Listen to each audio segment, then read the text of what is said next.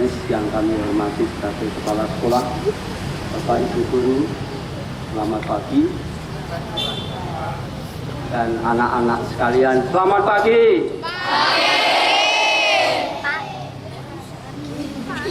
Terima kasih. Kita pada pagi hari ini kita wajib bersyukur kepada Tuhan bahwa pagi hari ini kita bisa melaksanakan upacara dengan cuaca yang sedikit panas.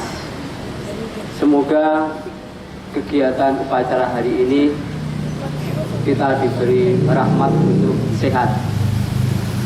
Bagi yang sudah kena panas, mohon untuk bersabar sebentar.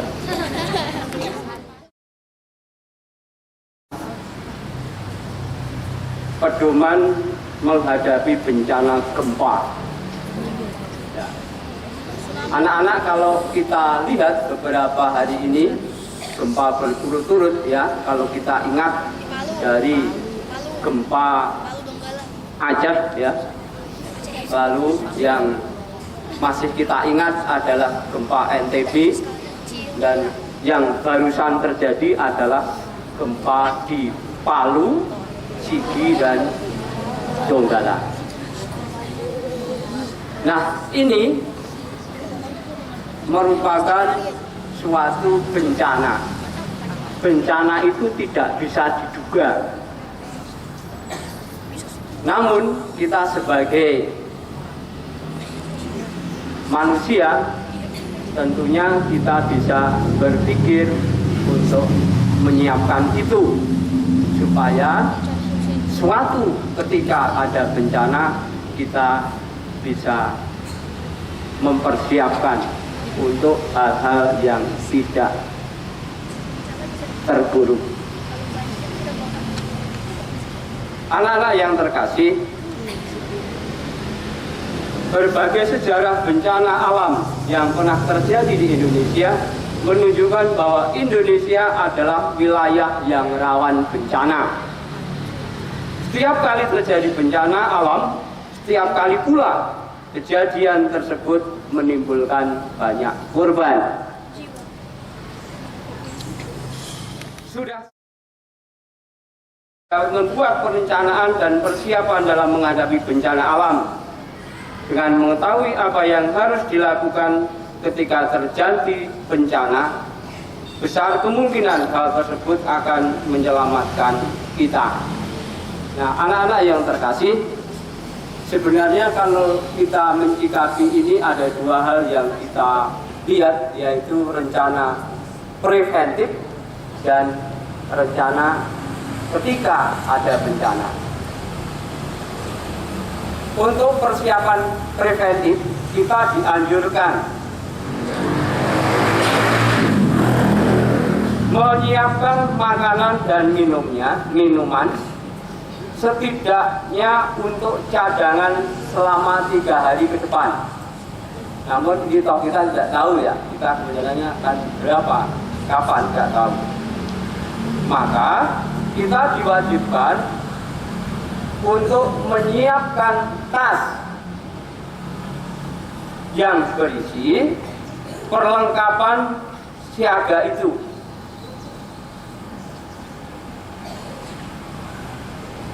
Perlengkapan tersebut dalam tas khususnya yang mudah dibawa, seperti tas punggung dan dibungkus plastik agar tahan air.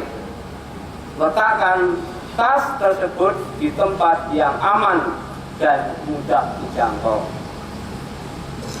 Lalu apa isi tas itu? Pertama, persediaan makanan instan yang tahan lama dan air minum. 1. 2. Pakaian cadangan dan selimut untuk tiap orang. 3. Peralatan P3K dan obat-obat khusus yang diperlukan. Berikutnya, senter berikut baterainya dan juga mungkin alat komunikasi yang bisa digunakan.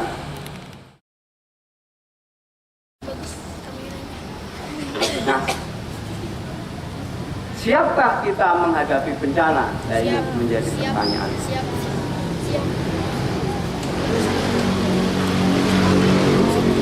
Untuk mengurangi resiko dari bencana, tadi sudah dikatakan bahwa kita perlu persiapan seperti itu. Lalu, bagaimana seandainya bencana itu terjadi? Saya akan mengambilkan di sini yang baru saja teringat pada kita, seandainya terjadi bencana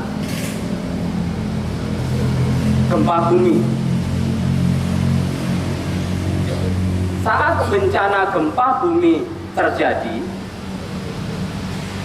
yang utama kita adalah melindungi kepala kita. Ini yang paling penting. Dengan cara merunduk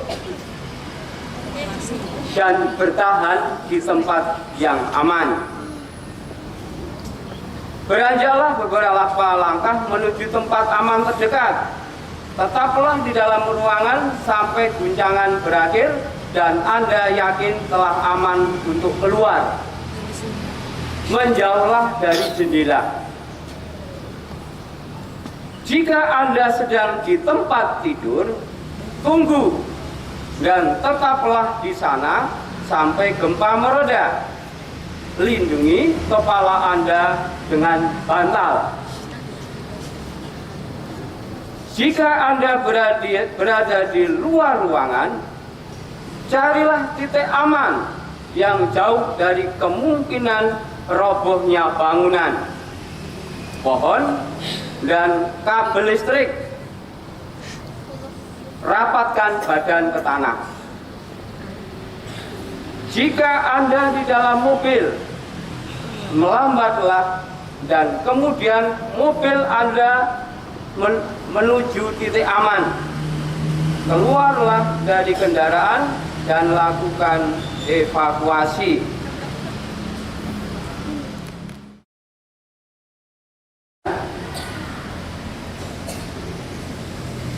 Beritahukan kepada seluruh keluarga dan masyarakat. Umumkan lewat pengeras suara. Bunyikan kentongan dan beduk di pos-pos ronda dengan ketukan 3 kali berirama secara terus-menerus. Kebakaran, carilah pemadam api.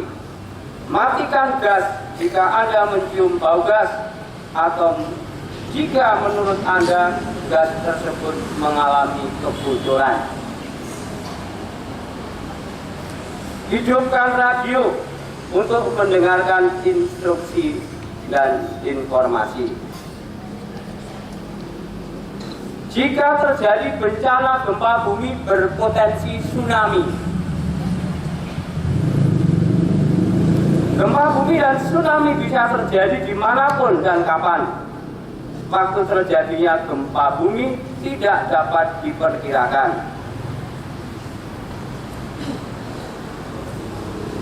Tidak semua gempa bumi dapat menimbulkan tsunami.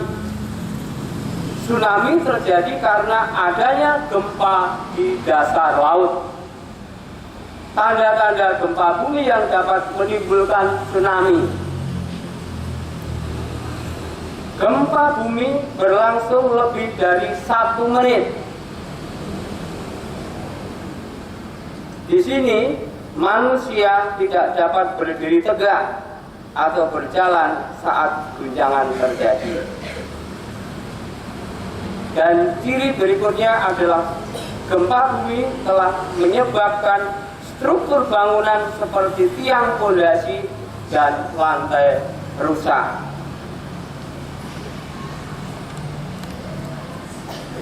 Anak-anak yang terkasih, ini sedikit informasi tentang bencana gempa bumi dan cara-cara kita melakukan penyelamatan. Semoga sedikit ini dapat menjadikan kita peringatan dan menjadikan kita waspada. Terima kasih. Upacara bisa dilanjutkan.